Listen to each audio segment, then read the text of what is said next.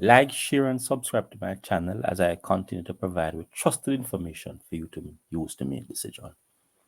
Now, today I want to ask a question.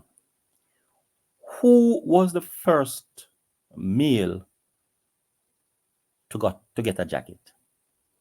Or the first paternity fraud case that is documented for us to use? Who? Who's the first male? Who's the first woman to have given a jacket? Remember, a jacket is interpreted to be a woman giving you a child that is not yours. All right? So I want to take you to a little hilarious video, and I'm going to use this hilarious video to argue my point. So let us get to the video and tell me what you think of what is happening. When it comes to the matter of baby Jesus, Joseph, you are not the father.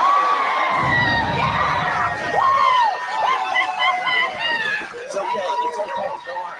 Don't worry. Come on, Jesus! Come on, sit down. You want to talk to me? You want to talk to me? It's gonna be all right.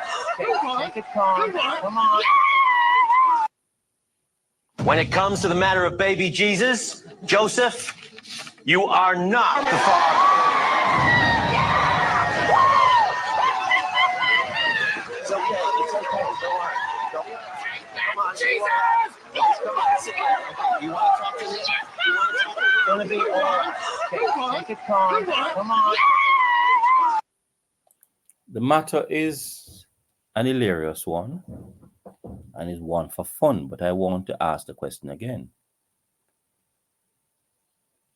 In documented history, who is the first woman to have given a jacket and who is the first man to have gotten a jacket? So I'm titling today's presentation, as Does God Support a Woman Giving a Man a Jacket? The case relating to Mary. Mary bore a child in her womb, which means she gives birth to Jesus.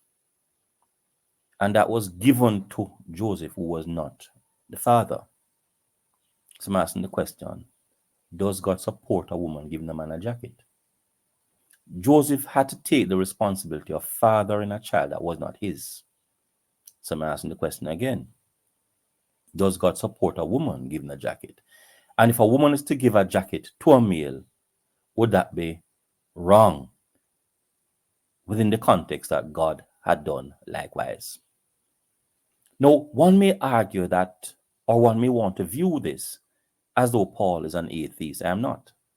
Or one may want to think that I'm being hilarious. I am not. I'm asking the question, does God support a woman giving jacket? Does God support paternity fraud? Because if God had not supported paternity fraud, then Joseph should not have been the father for Jesus, because it was not his child. No, it was thrust on Joseph, just as all other paternity frauds are thrust on men. So I'm asking the question again.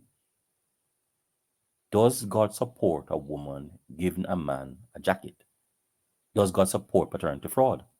Now, it is difficult for a person to use emotion and not examine issues critically.